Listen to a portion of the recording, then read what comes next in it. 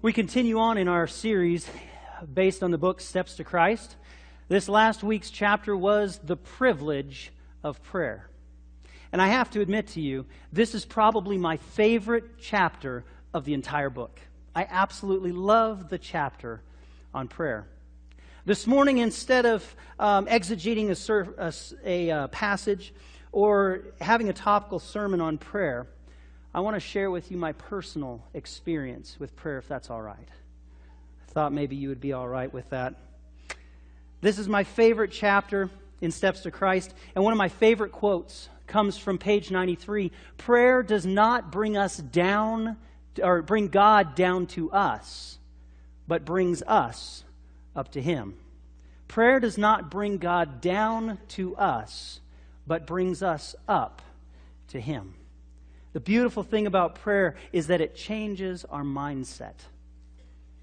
God helps us to see things from His perspective. Our view changes when we make things a matter of prayer. 1999, I headed to Union College in Lincoln, Nebraska as a freshman. I was excited about it. The year went on, I made friends, had a lot of fun. And at the end of the year, there was a chapel. And at this chapel, they were dedicating student missionaries. They invited all the student missionaries for the next year to come forward.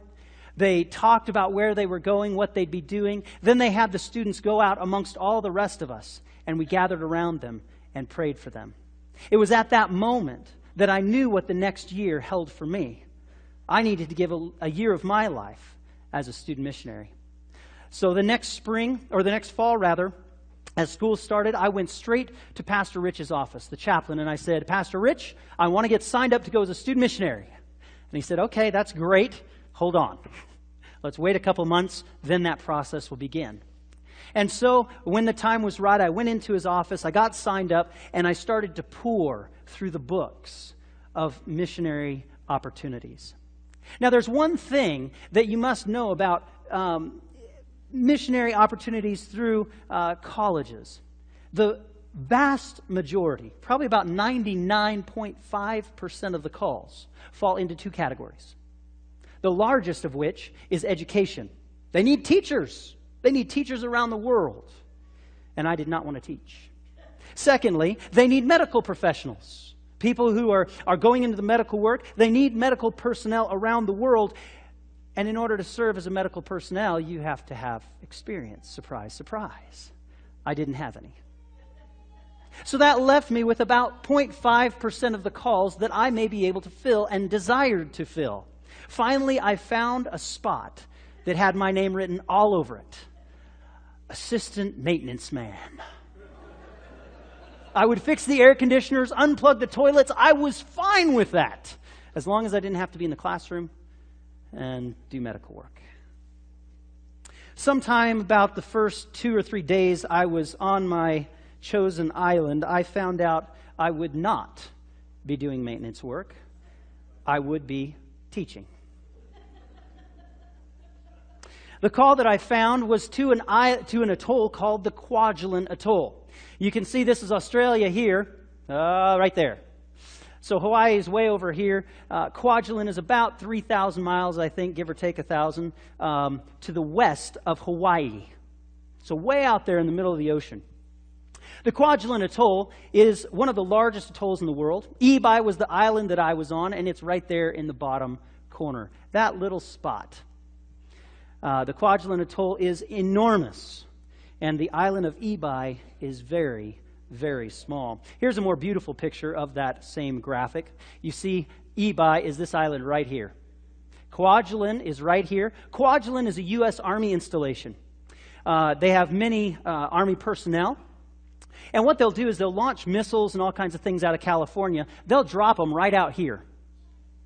And then up here they have another installation. They'll go out, retrieve the missiles, bring them back, pull the computers out, and look at the data they gathered from that. I remember one night we were getting done with the Vespers, and all of a sudden I saw what looked like fireworks, and they were coming towards the island. And I thought, well, this is odd. The wind isn't that strong. It shouldn't be coming back at us. And I asked somebody, I said, well, what is that? And they said, oh, that's missiles. Excuse me? Missiles? Then I found out what kind of stuff took place. A very interesting deal. So I spent 10 months of my life in Ebi as a fourth grade teacher. Here's another picture. You can see the large island here. This is Kwajalein. Obviously, the airstrip there, that's where we landed. And then if you go up, there's two little islands here, and then there's Ebi. That's the little island that I spent 10 months living my life. Very interesting experience. This was our living accommodations, our apartment complex. As you can tell, not the most beautiful on the outside. And the inside was just the same. Not that beautiful. Well, I remember one night, my roommate woke up with a start. Something was nibbling on his toes. It was a rat. It was exciting. It was wonderful. And so we spent 10 months of our life here on the island of Ebi. There was one road on Ebi. It was a one-way street that went around the island. The island of Ebi covered 80 acres. Now, to give you a better idea of what 80 acres looks like, it's 1 mile long, at its widest point, a quarter mile wide. A mile long, a quarter mile wide. There's a one-way road around the island. Okay? So you can see they kept the road quite clean. On the sides of the road, everybody liked to have fences around their place, and they would use whatever they could find. It wasn't real pretty. Things were very expensive. So it wasn't the most attractive of islands. I remember there was one section where grass would grow on the island, and the people would come pick it up like weeds. They didn't want it. So all we had was crushed coral everywhere. And it wasn't pretty. Crushed coral is nothing like coral. It's just bleh, everywhere. So this is the island. Here was our equivalent of Walmart. Triple J. Triple J. It was our grocery store.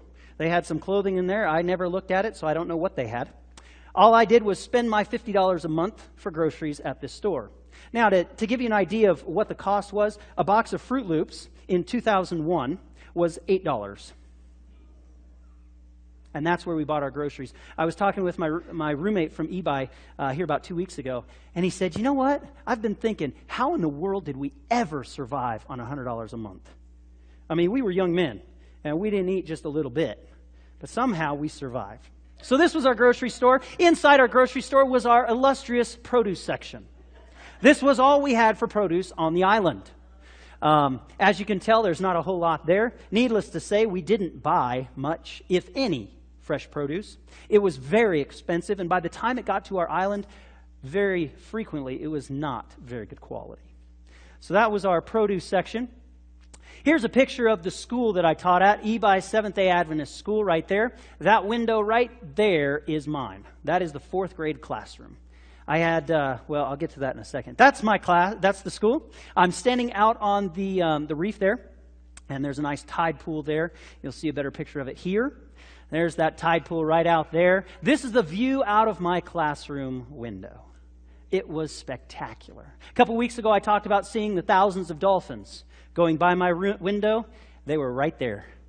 Right there. It was spectacular.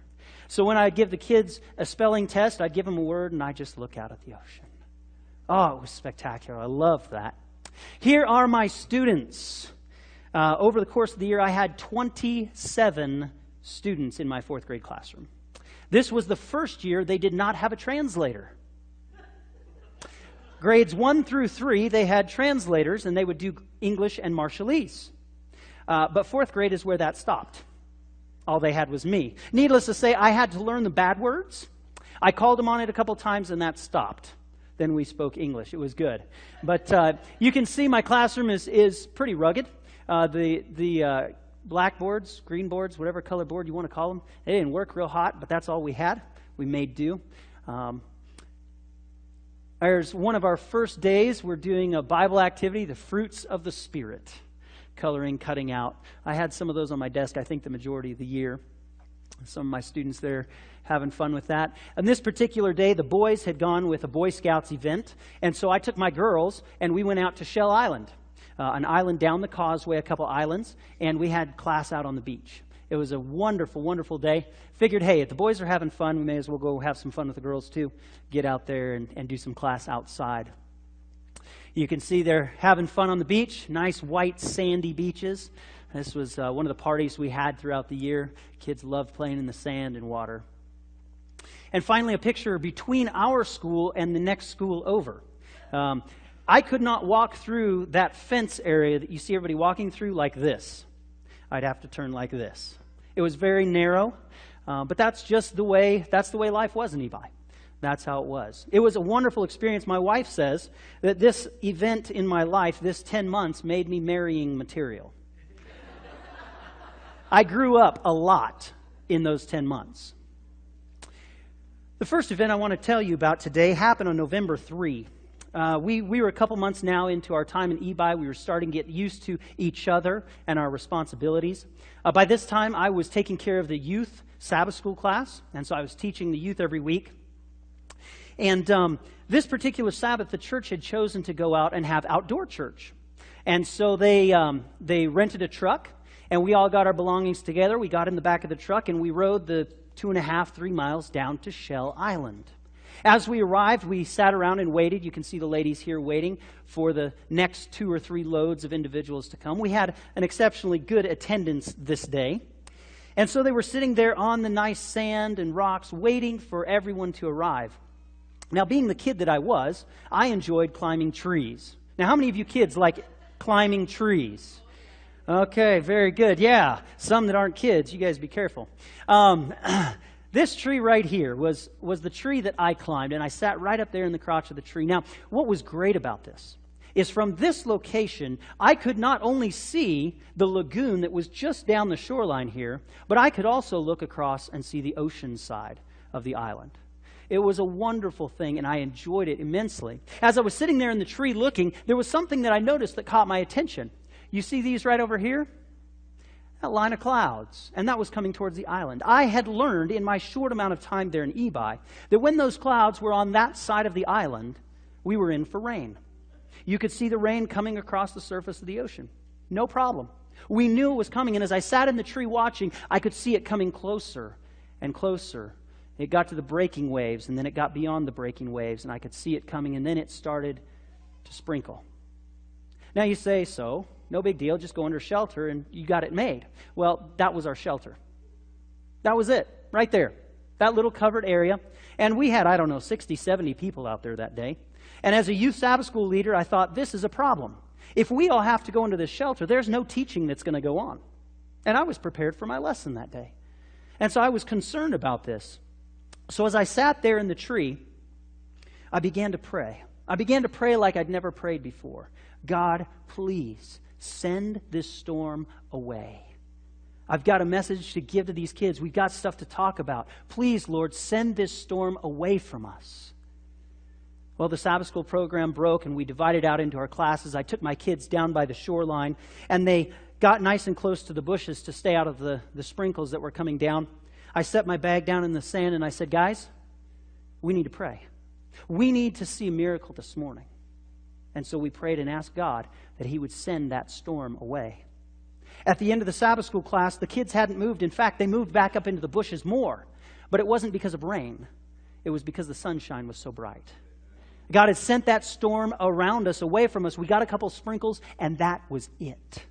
God heard our prayer. He answered our prayer that day. Mark 11:24 says, therefore I say to you, whatever things you ask when you pray, believe that you receive them, and you will have them.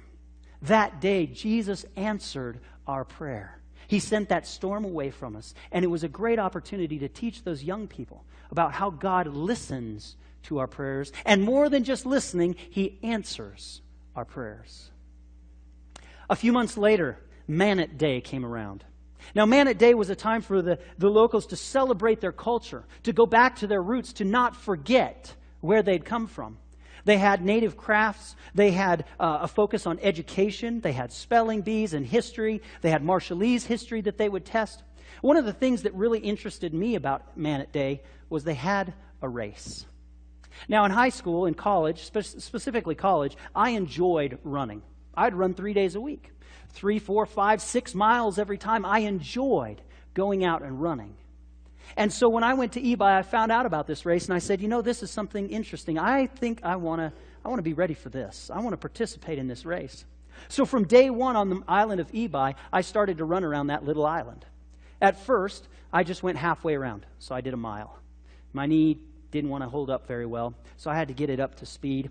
So a mile first, and then I went around the whole island. I got 2 miles in. And then I went around the whole island twice. I got my 4 miles in. And finally, I ran from Ebi at the end of the chain of islands connected by causeway, all the way up the causeway to the island of Gujigu. Gujigu. That was the last island. This is where the queen lived. This is where the college was. It was a beautiful place. And it was about 5 miles up the causeway. All these several islands were connected by crushed coral that they'd put out there on the reef and made a road, so they were all connected. So this particular day, this Sunday, I got up early, and I told my roommate, I said, hey, I'm going to go out for a run, and I took off. And I ran, and I ran, and I ran all the way down the road to the island of Gujigu. Now, when I got to Gujigu, I stopped running and I started walking and cooling down. And as I began to think about things, I realized I had a problem. You see, I had just run 5 miles. The only way to get back was to walk back 5 miles. And so I began to walk back the causeway, the moist sea air blowing across my sweaty body. It wasn't very cooling, it wasn't very nice. But as I began to walk, I began to talk to the Lord. Because you see, our treasurer at the school had told me that the year before he wanted to run in that race, but was unable to because they ran the race on Sabbath. And I knew in my heart that I wouldn't run that race on Sabbath. And so I started to talk to the Lord walking on that road that day, and I said, Lord, you know I've been practicing for this. I'm ready to run. I'm ready to race. I want to do it. But last year it was on Sabbath. And I won't do that. So, Lord, would you please change the day of the race? Would you please change the day of the race? If not, I was okay with it. I'd gotten exercise. I wasn't going to complain. I was feeling good. But I said, Lord, if you change the day of the race, I'd really appreciate that. And then I went on to make a deal with God. Now, let me tell you, if you ever consider making a deal with God, make sure you're ready to uphold your end of the deal. Because God's good at His end. And so as I was walking down the causeway that day, I made a deal with God. I said, God, if you will change the day of the race, if you'll change the day of the race so I can run it, and if you let me win the race, then I will give you all the money. Now, as a stipend, as a student missionary, I got $110 a month. $110 a month, so not much. I had been told that this race was worth between $200 and $1,000. People had told me stories everywhere in between, so I figured low end 200, high end 1,000. So now you can see why the deal with God was, I was putting it out there. If you change the day of the race, you let me win, I will give you all the money. Well, time proceeded. Man-at Day weekend came up. And Sabbath came. And I got up in the morning and I got ready for Sabbath school. I went to Sabbath school. I went to church. I went home. I ate. Then in the afternoon, I did as I did most Sabbath afternoons. I grabbed my little balloon animals and my pump. And I went out alongside the road, found a place where there was a couple kids, sat down and began to make balloon animals for the children. They started to swarm around. I had a group of 20, 25 around me in a few minutes. And as I sat there making balloon animals for the children, something caught my eye. I noticed out of the corner of my eye somebody bouncing down the road. And as this individual came closer, I looked, and they were all sweaty in the front of their shirt and all down the back of their shirt. And I knew this individual had been running because, you see, in Ebi, people don't run. You know that one-way road that I told you about? It might surprise you, but on that road there were taxis. Let me remind you, this island is 1 mile long and a quarter mile wide at its widest point. Everyone rode taxis. The high school students would put quarters in their ears so that when they needed to go somewhere, they could pull it out and give it to the taxi driver and get a ride to wherever they needed to go. The only people you saw run around on the island were the youth playing basketball. And you only saw them run on the basketball court. The moment they stepped off, there was no running. And so you can understand, as I saw this man running by me, seated there on the edge of the road, my heart began to race. I thought, oh no, they've run the race. And I continued to make balloon animals for the children, and I continued to watch for the rest of the pack. And they didn't come. And they didn't come. And they didn't come, and I thought, well, one of two things happened here. Either this guy took a wrong turn, which is really hard to do when there's only one road, or they're not running the race, because people just don't run on this island. And so I finished making balloon animals, and my heart is still racing. I go to the evening Vespers program. As soon as we finish, I start asking all of our members, hey, did they run the race? Did they run the race? And some people told me, no, they didn't run it. I would have known for sure. And some people said, yeah, they ran it today. And I was like, are you kidding me? Can't anybody give me a straight answer? Nobody knew. Well, Sunday came, and I knew nothing would happen on Sunday. Most of the island went to church on Sunday, so they didn't have their celebrations on Sunday. But I continued to ask and continued to try to find out what was going on.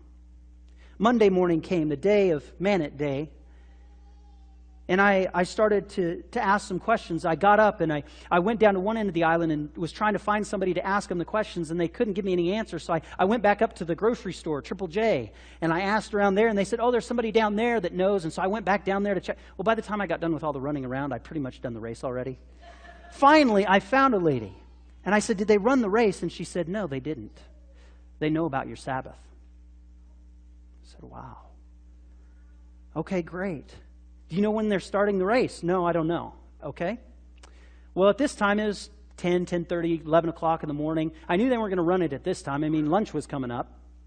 And so I went to my classroom and figured, well, let me get a little bit of lesson planning done. I need to get some work done for this week. Now, you know how some people, maybe you're nothing like me, but some people, when something is very exciting about to happen, how well do you concentrate? Yeah. There was none of that happening. I sat at my desk for probably 10 or 15 minutes looking at my books thinking, okay, what am I supposed to do? And I couldn't come up with anything. I was done. And so finally I put my books away and I headed back to my apartment. When I came to my apartment, my roommate was walking the other direction and he said, the race is in an hour. Get ready. Yes. So I went inside and ate just a little bit of noodles real quick, and then I headed down to Beach Park. Beach Park is where this race was taking place. I was so excited about it. When I got down there, there were running races. There were lots of people mulling around.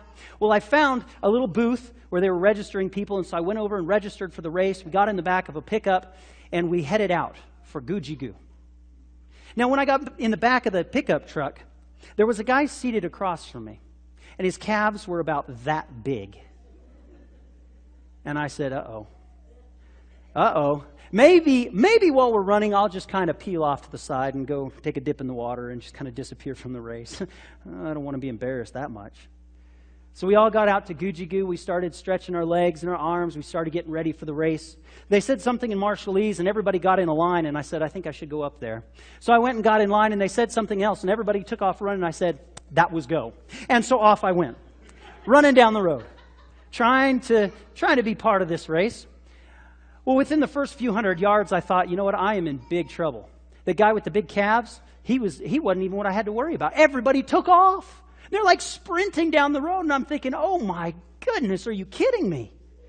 There's like one guy behind me and like 35 ahead of me. And so I keep trucking along.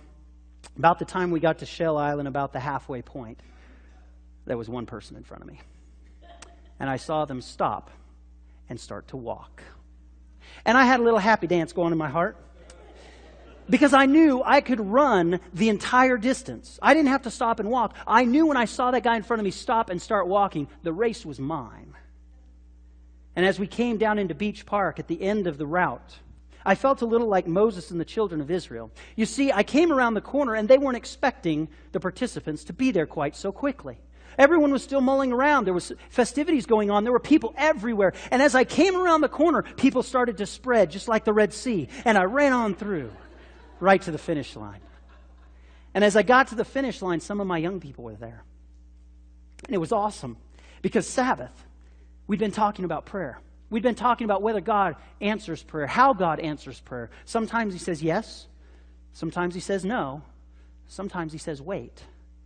And so I talked with them about it. We prayed about the race, asking that God would show himself this day.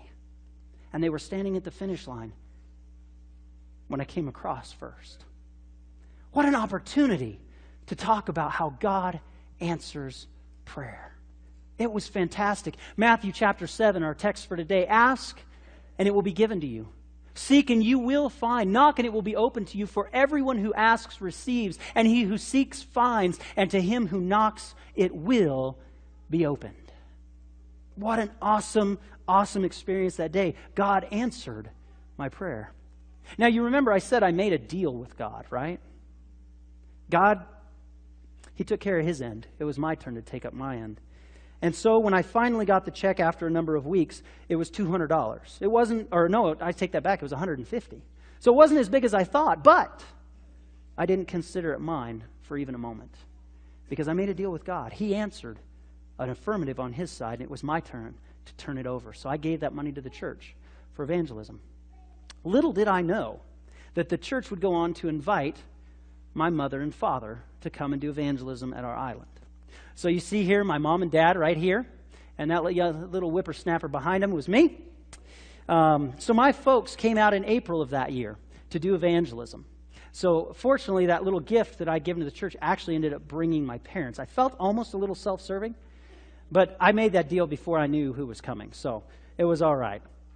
So my parents came out in April to do evangelism. My dad would do the adult meetings, and my mom would work with the kids. It was a fantastic event. My mom had 175 kids every night. My dad had 145 adults at his meetings. It was a fantastic event. But I was excited with mom and dad there. They could see my life. They could meet my kids. They saw my classroom where I lived. They got to see Shell Island. It was a fantastic time. I had a friend who had a boat, and that really helps when you're on an island.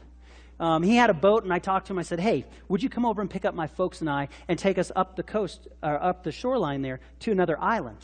And so he said he'd be happy to do that. So after school one day, mom and dad met me, and we went down to the boat dock, and we hopped on his boat. And we started out down here in Ebi, and we went right up the edge of the atoll there to the island called Big Edge. Now, when we got to Big Edge, this is what met our view. Beautiful. White sandy beaches, lush overgrowth, coconut trees, and coconut crabs. It was beautiful. It was absolutely beautiful. The dock that we went to was an old Japanese fueling station during World War II. It was absolutely spectacular to see this island, to look at the beauty of the wildlife. When we got out of the boat, we did some snorkeling. These are the fish we saw. I'll note that these are not illuminated with any kind of lights except natural light. If we had some lights on them, you can only imagine how beautiful these fish would be. It was an absolutely gorgeous day. We had a fantastic time. But before we knew it, it was time to go back. We had to get back so we could get cleaned up and make it to the meeting that evening. So we went back to the apartment. We got cleaned up. We got in the taxi. Yes, we took a taxi. We went on up to the church. And as we came walking down the sidewalk here, this was the sanctuary that we had. You can see a little air conditioner there. That's where the children would meet. And 175 children in that room was exceptionally tight. I think that, our sanctuary was much smaller than our fellowship hall. And we packed 175 kids. So you can imagine how quickly it would get hot. So what they would normally do is they would turn on the air conditioner, and they would just make that room as cold as they possibly could. And then when the kids go in, it'd be cool for a little while, and then they'd open all the windows. But as we walked up this evening, we noticed as we came around the corner that things were very quiet. We didn't hear the air conditioner running. Thought, well, this isn't good. We came around and we walked up the stairs up here to check what was going on, and the lights were off. And we said, well, what's the deal? Why isn't anybody ready for the meetings? And so we went and we flipped on the lights, and we found out very quickly why they weren't on. We had no power. Power was gone. Now, in the islands, this is no surprise. It was very common for the lights, the power to be gone for minutes or hours, sometimes even days. So this was no surprise, but it was at the absolute worst time, just before the meeting was to begin. I mean, we were starting in like 15 minutes. And so as we did every night, we gathered together there in the sanctuary. We gathered in a circle, and we began to pray around the circle. It came my time to pray, and I was thanking God for the beauty that He'd shown us that day and in our visit to Big Edge. the coconut crabs and the fish and just the beauty of nature. It was spectacular. And it was just about the time in my mind that I was starting to change gears to consider what we needed. And I heard, and you know when your eyes are closed and somebody turns on the light? Yeah, you can see that through your eyelids. Well, don't tell anybody, but I peeked. And the lights indeed came on. It was amazing. Before in my prayer, before I even began to ask, before in my mind I even started to consider the need, God brought the power back for us. Dad had his projector and his computer again. The air conditioner turned on. I don't know that it actually did a whole lot for the kids that night, but it was on. God answered my prayer before I ever prayed it.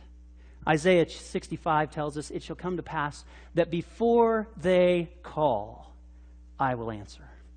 And while they are still speaking, I will hear. You know, I'd heard my dad tell stories about that kind of an event happening, but this day I experienced this thing for myself. God answered my prayer even before I prayed it. It was an awesome event. Friends, prayer is our connection with heaven. It is a way we talk to God, our Creator, our Savior, our Lord.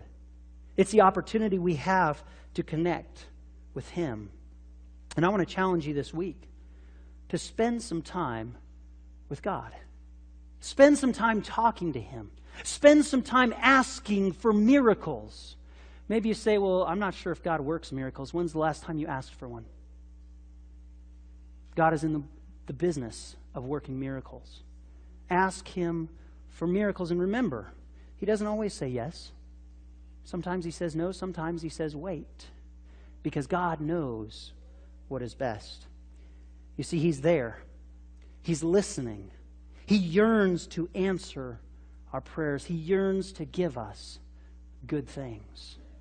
So I encourage you to pray.